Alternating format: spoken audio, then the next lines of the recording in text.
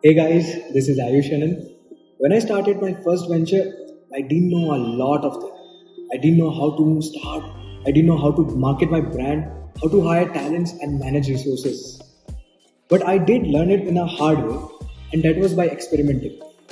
But you could do it in much simpler way, and that is by listening to entrepreneurs and mentors. So yes, welcome to the first episode of Seeking Answers with me, Ayush, where we will talk with many renowned entrepreneurs, mentors, and investors. In this first episode of the series, we have Mr. Sarang, a very talented entrepreneur, investor, YouTuber, and mentor to many. Let's dive deep into his entrepreneurial journey and seek answers to all those unanswered questions. Hey Sarang, welcome to the first episode of Seeking Answers. So say hi to the viewers. Hello, viewers. Hi, Ayush, and thank you for inviting me to this beautiful podcast.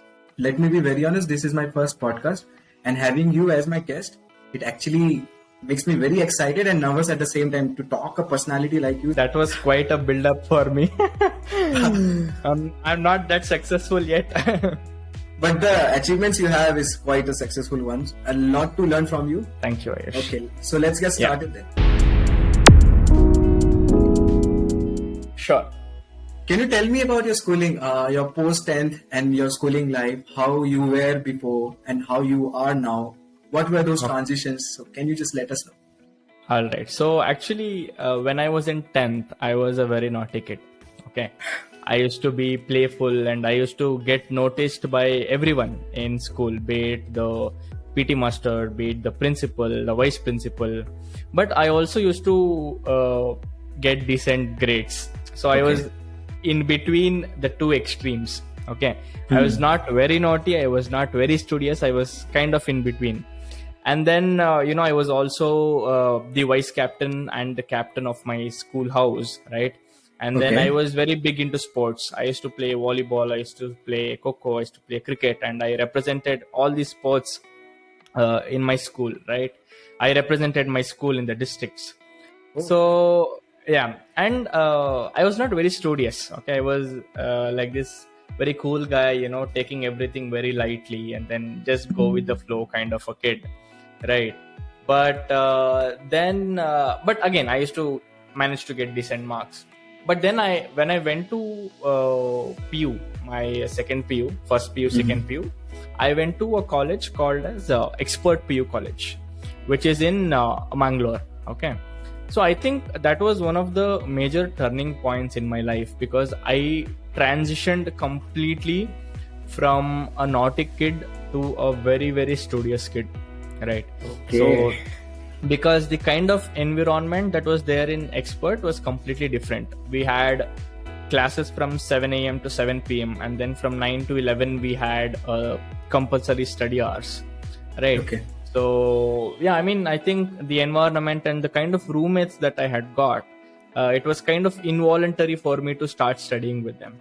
And I managed to get 99.7% in second PU, the core subjects. And I got a CET rank of 741. So dude, that's too good. Even like getting this sort of marks and the transition you had is something applaudable. So tell me, do you even miss your school life? The kind of those days? Yes, I definitely miss my school days because, you never get those school days back. Because when we were back in school, we used to think we wanted to grow older. But then when we, rejoice all those memories, I think it makes me feel like I had to be in school for a long time. Exactly. Right. Exactly. Even though I was naughty and I used to get caught for all petty issues, but it was an experience, right? So yeah, I definitely miss my school days. Who doesn't? I'm sure even you miss your school days. So tell me about your college life. Which college you got into? How was your first year, second year? Okay. So I got into BMS College of Engineering, which is one of the reputed institutions in Karnataka. Yeah. Or probably even South India, right? For engineering. Yes.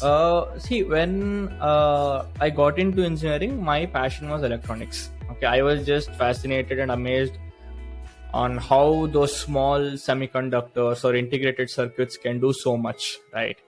So I always wanted to study about that, and that is one of the major reasons I pursued electronics and communication engineering. But I think I always felt like I wanted to be an entrepreneur. I wanted to start something on my own.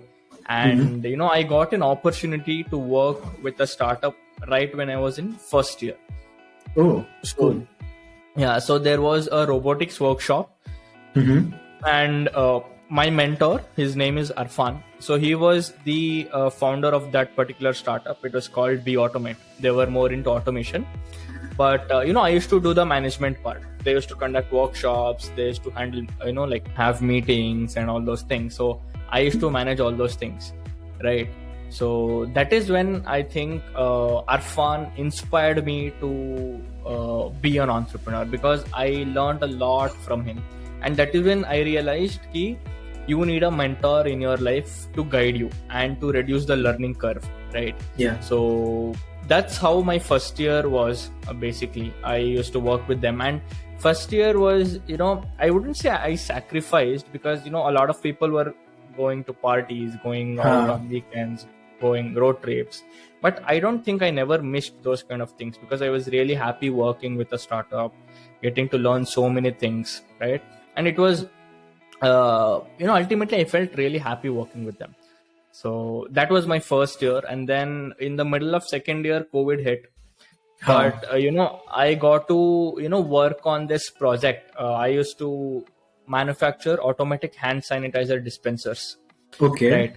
Right. So I got this opportunity when I was in second year, and then I started doing it. I think Chirag, right? We met. Yeah. So Chirag was the one who gave me that contract, and I learned a lot from that particular project. Right, we almost managed to manufacture 100 automatic hand sanitizer dispensers from scratch, and I used to do it alone. Although there was a friend of mine who used to help me with, getting components or small things, but majorly I was the one working, and I used to work day and night for almost 1 month. And I learned a lot from that particular project. I did not have an idea of what a prototype would be. Right, I did not have an idea of how to connect things.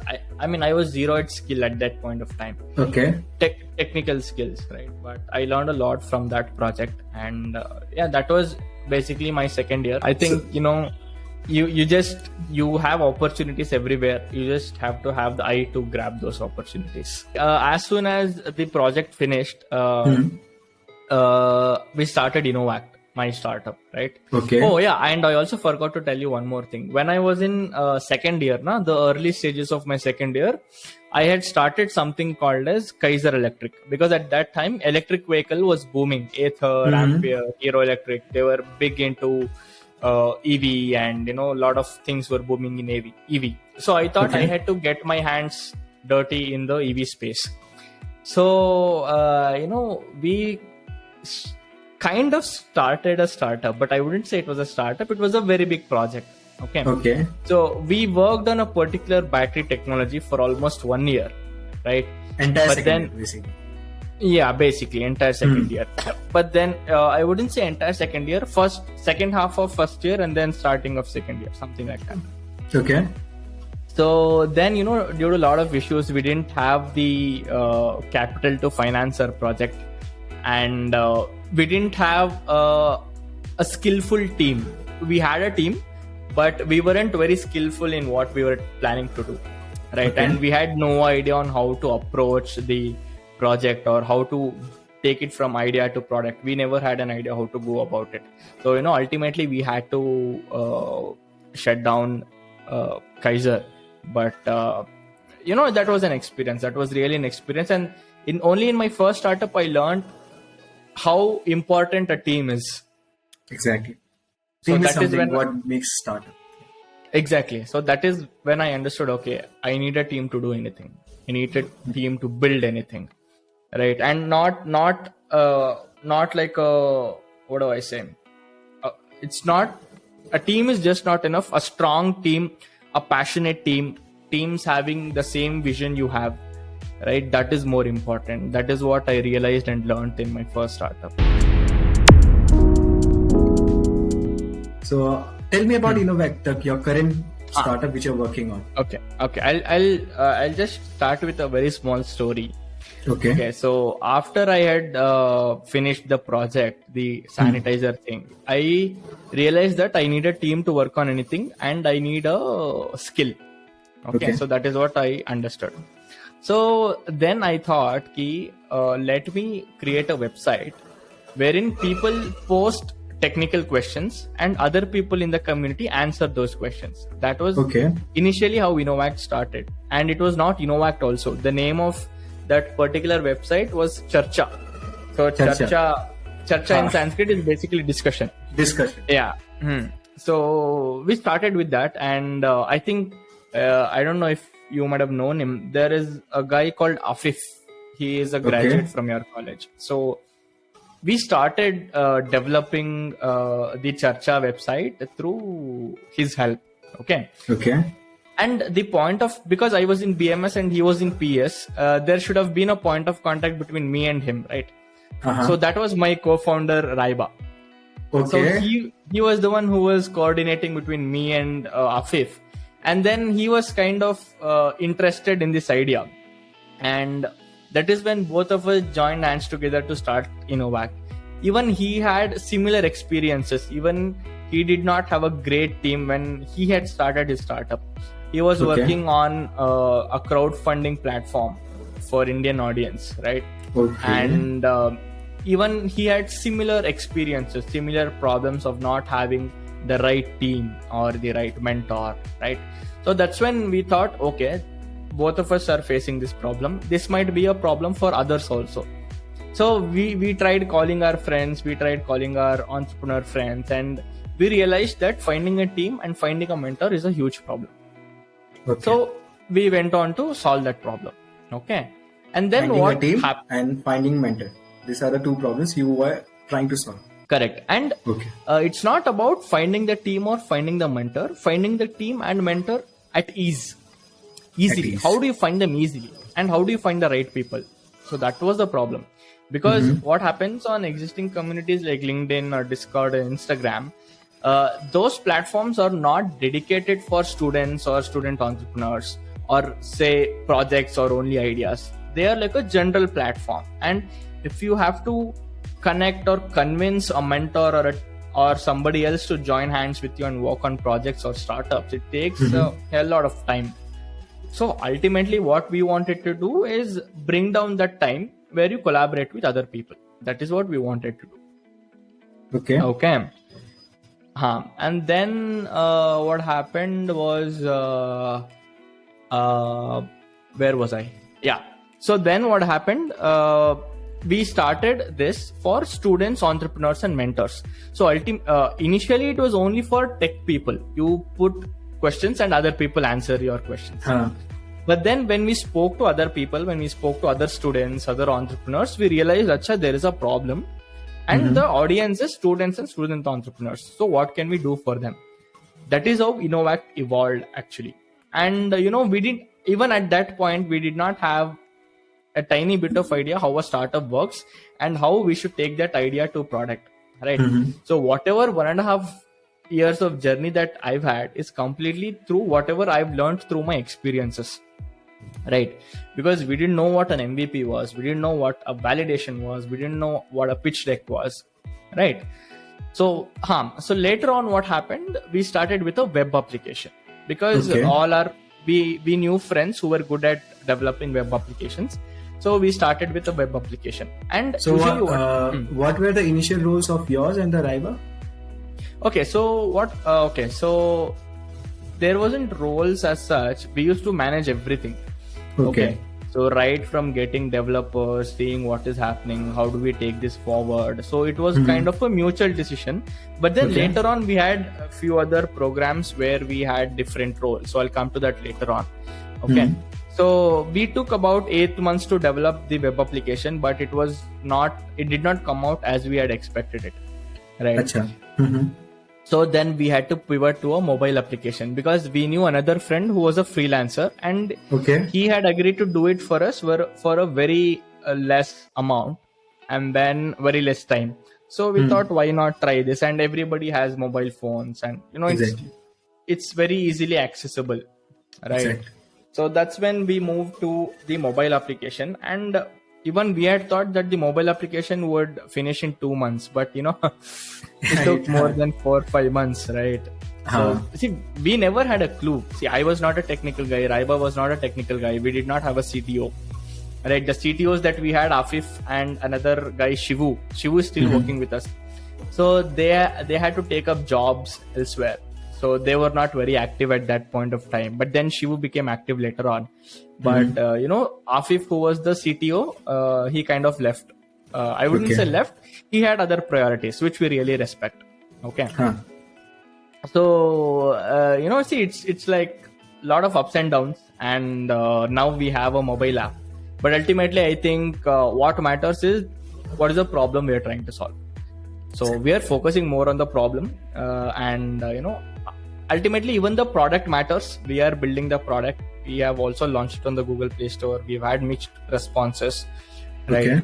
So yeah, that was how Inovact basically started. And there is one more thing called Inovact Student Community Program, right? Okay.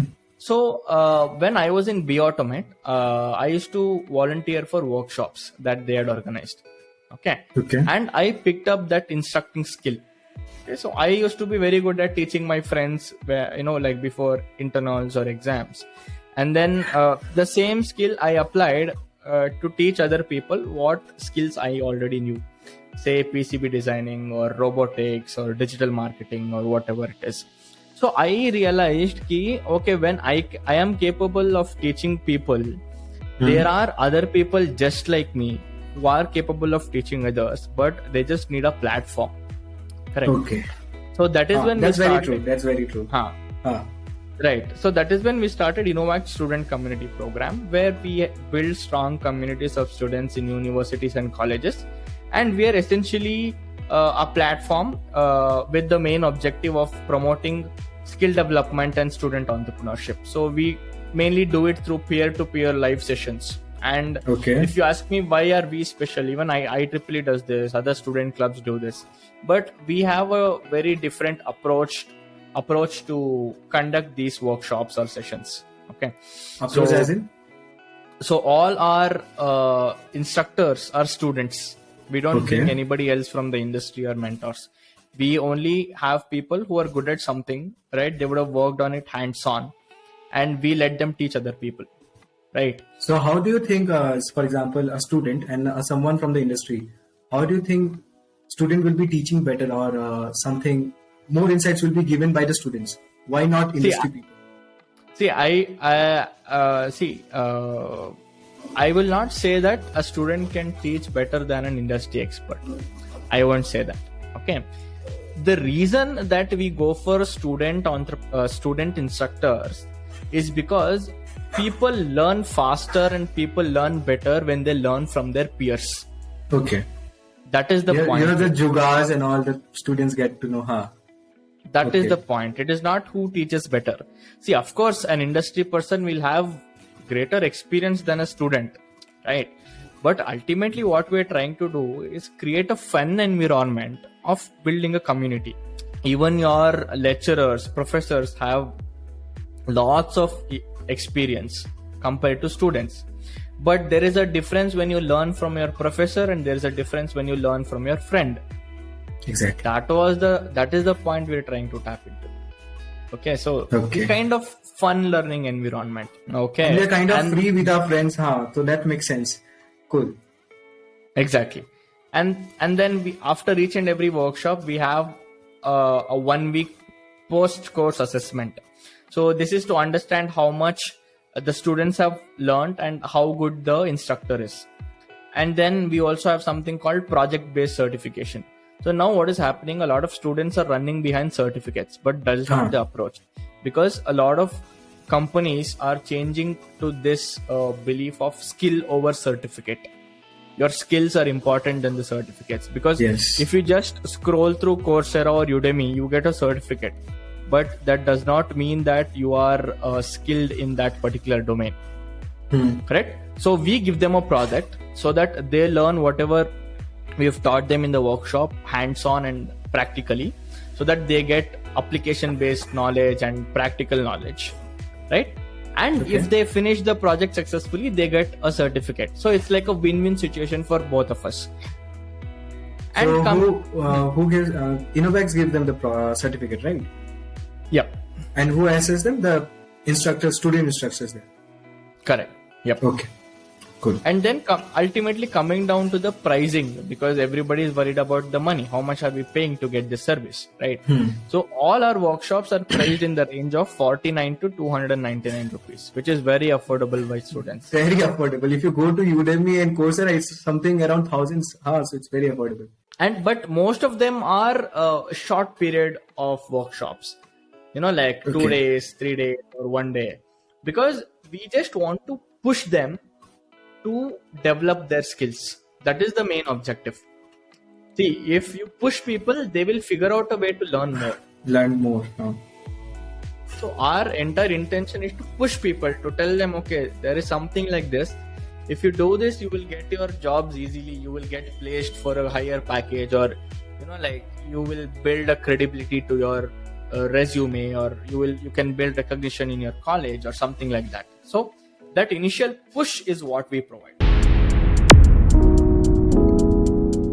So is it like, are you guys funded? Are you planning to raise funds, or is it complete bootstrap till now?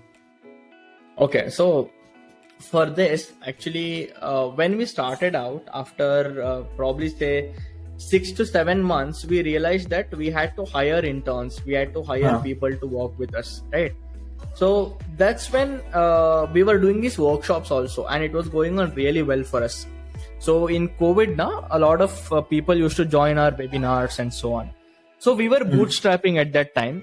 But ultimately, we realized that we had to fund ourselves, our team, and a lot of other people who were working with us, right? Okay. So we had applied for grants. So we had applied for a grant called Idea to POC by the government of Karnataka.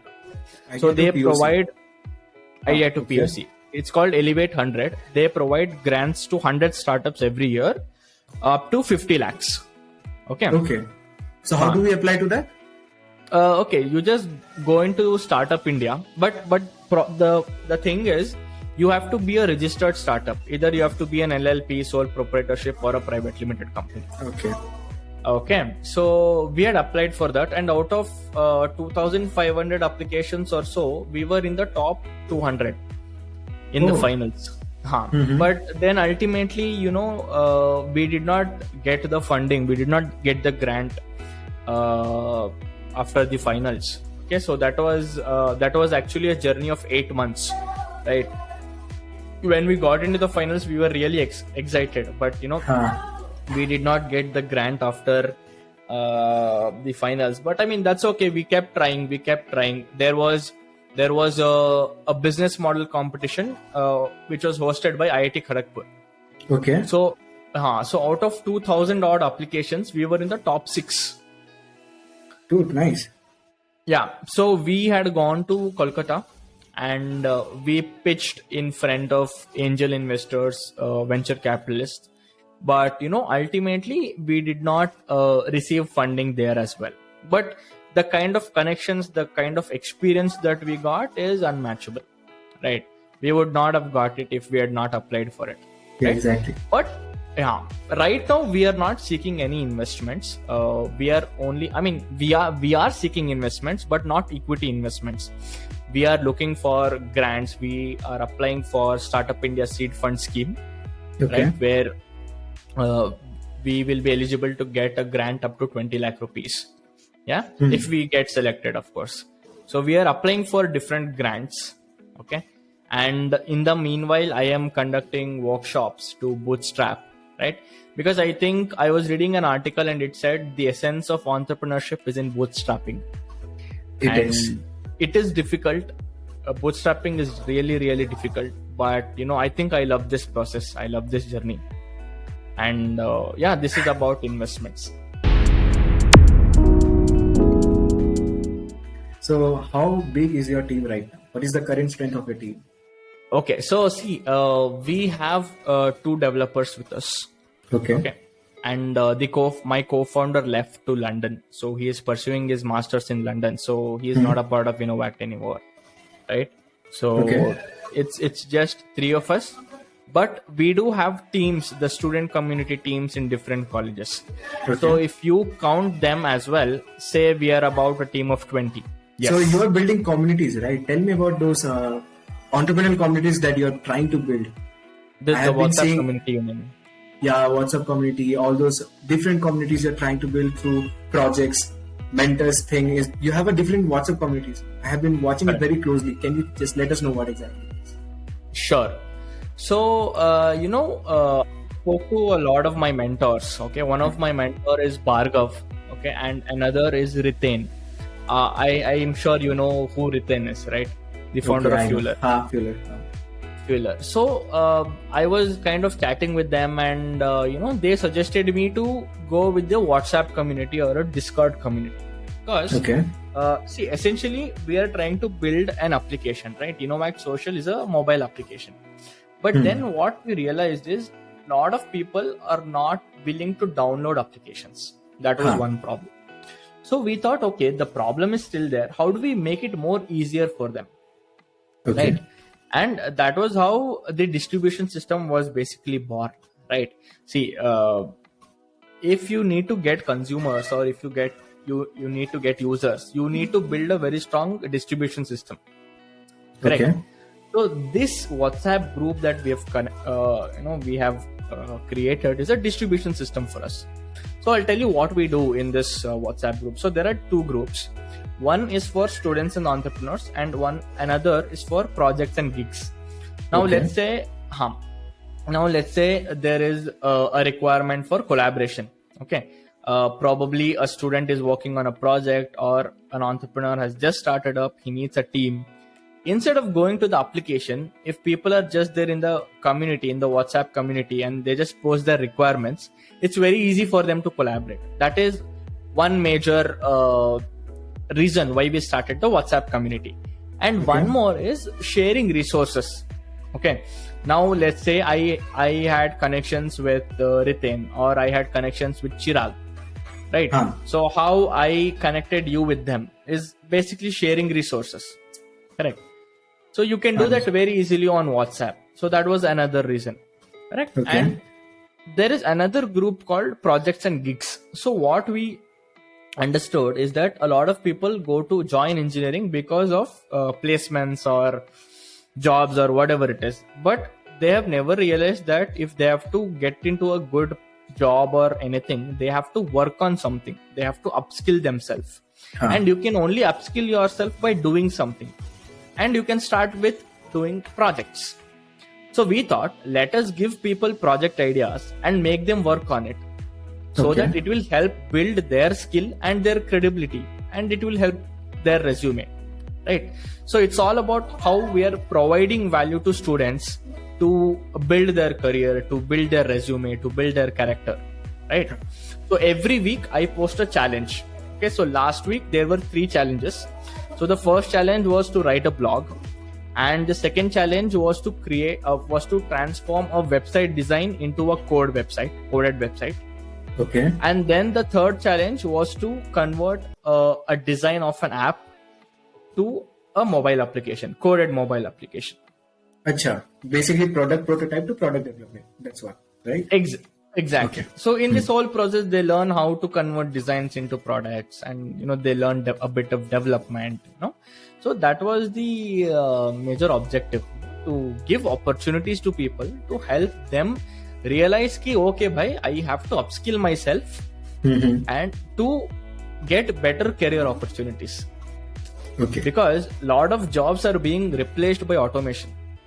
And if you are not skillful, you don't get a job in the next 5-10 years, right? If you have to beat your competitors or your peers, you have to be one step ahead of them, and you only learn by doing things, right? So that was the entire motive and intention behind this WhatsApp community.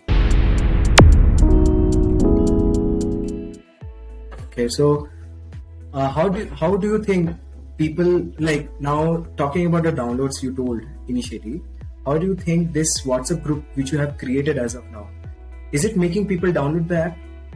Okay, See, the objective now is to run this WhatsApp community. Okay.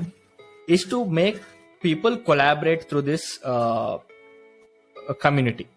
Okay. So now, see what we are doing in the app, we are making people collaborate on projects. The same thing we want to do it on the WhatsApp community. Okay. But the application, the Inovact application has cooler features, better features than the WhatsApp group. Exactly. Right. So in the next coming months, when we see that, okay, people are collaborating, people have a great need to find team or find mentors. So once we realize that, and once we have good traction in the WhatsApp community, then we will be transitioning from the WhatsApp community to the application. And I'll So tell you basically, one you will of be the, channelizing everything, channelizing the WhatsApp group to your application. Exactly. And I'll tell you one more feature that we are integrating in our application is that we have something called as a score. So now what happens? See, if you have to use something, there are two major reasons. One thing is either you are getting something from it or you are giving it something. Only two reasons. Okay. Transaction should be there. Exactly. So take Instagram, for example. There are two types of people on Instagram. People who create content and monetize from it. And then there are people who post things for their social status. Okay. Exactly. So now this, if you see, it is competition and motivation basically. So we are trying to integrate this psychology in our application where we are trying to build a score system where each and every profile on our application will have a score based on their interaction on the application. How many projects they've uploaded, how many ideas they've uploaded, how many teams they are a part of. So what happens? They get motivated because their score is increasing. And they also get to build their credibility through projects. Even then the score increases. So ultimately, it's a win-win situation for both Inovact as well as the users. The users can tell them, I have a score of 9 on Inovact, I have a score of 10 on Inovact. Right? So that will boost their confidence, that will boost their credibility, that will create a social status for them. And for us, the win is people are using our application. Simple as that. So do you think incentives will help people in will it make more? Will it make people to download your applications and stuff? How do you think incentives will help? See, as simple as that. Would you work with me for free? For a particular amount of time, but at certain point, I would be expecting something because I'm investing. As simple. Yeah. As simple as that. Anybody who invests time or effort will seek incentive. And incentives are a great deal to get more and more consumers. See, for example, let me give you an example of Swiggy and Zomato. Why do you go to Swiggy and Zomato? Because they offer you discounts.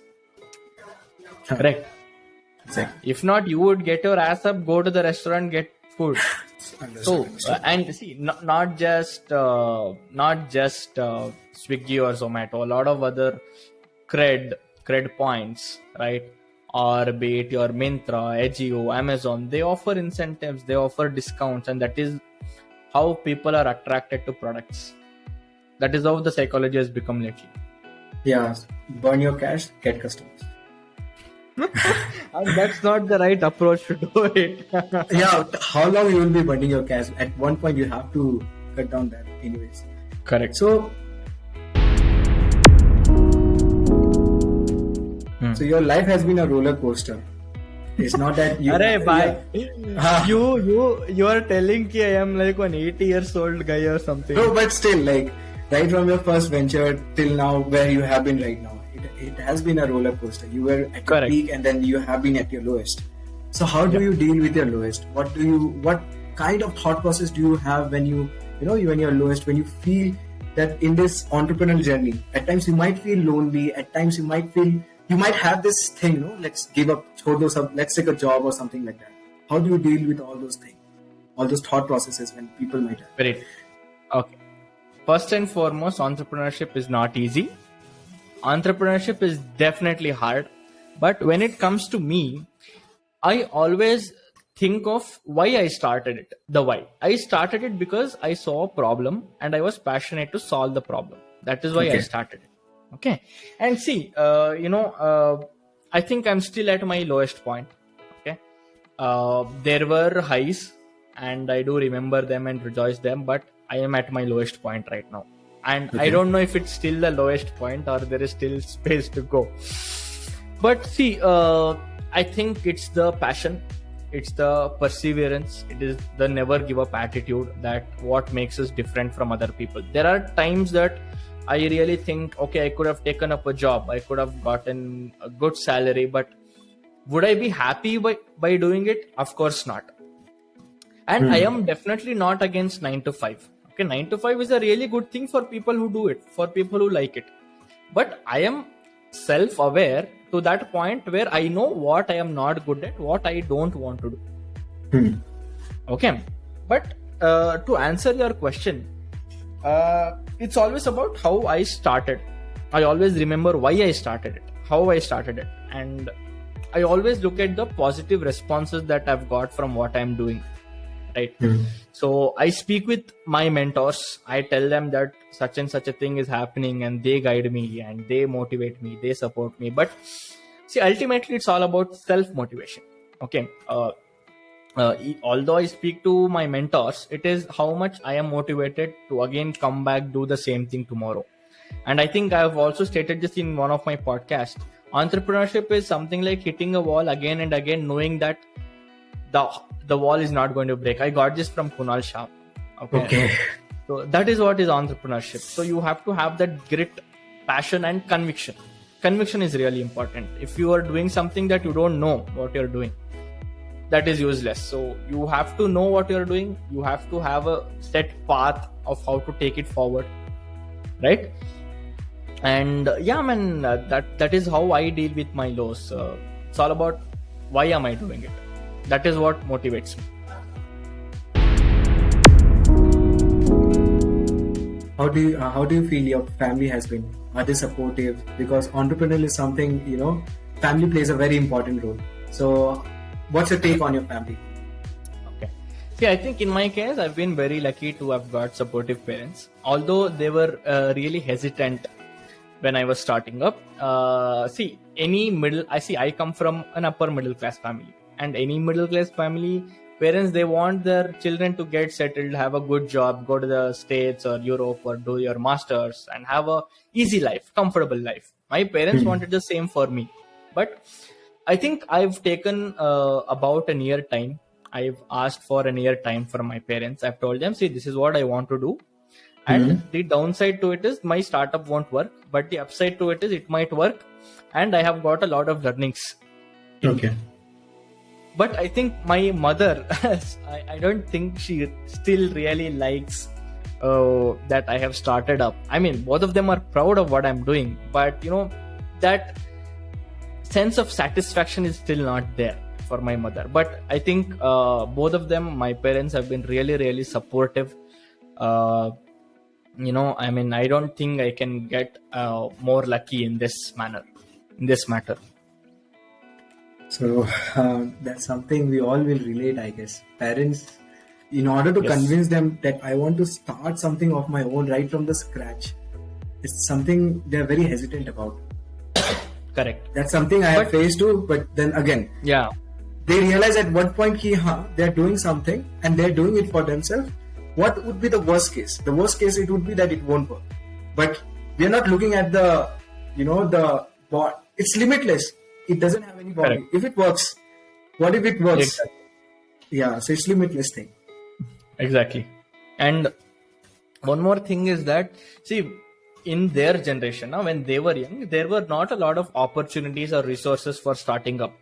But now there are a lot of government schemes, there's a lot of private funding, there's a lot of opportunities. So I don't think that majority of parents understand that.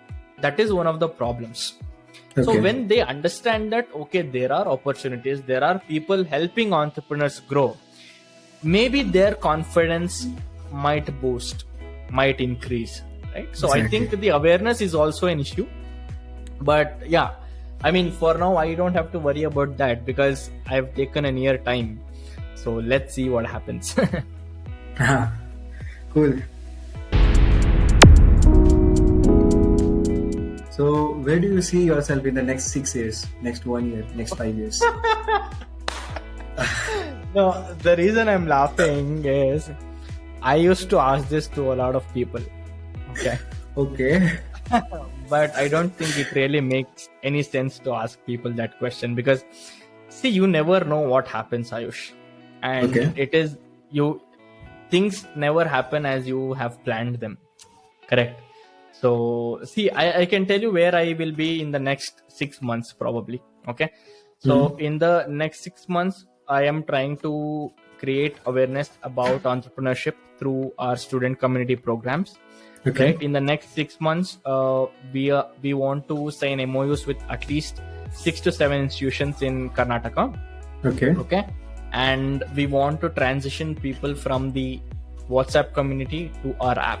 So that is where I will be in the next 6 months, and that is what I've planned. Okay, but in the next 6 years, I'm really not sure where I'll be or what I'll be doing. So can you give us one tip to my viewers? What would be that one tip so that my viewers don't commit the same mistake as you did? Focus on the problem that you're trying to solve and not your ideas, because a lot of people have ideas and they realize that there are no problems for that idea. So follow the problem, find problems and look for solutions. There are a lot of opportunities, a lot of support available from the government or even the private sector, right? You just have to be aware of that. And one thing is, start early, start very early. Don't think 1,000 times before starting up. If you want to start up, go for it. Right. Exactly. Don't be hesitant, because it is as early as you start, it's even better. Okay. As early as better. And then never give up.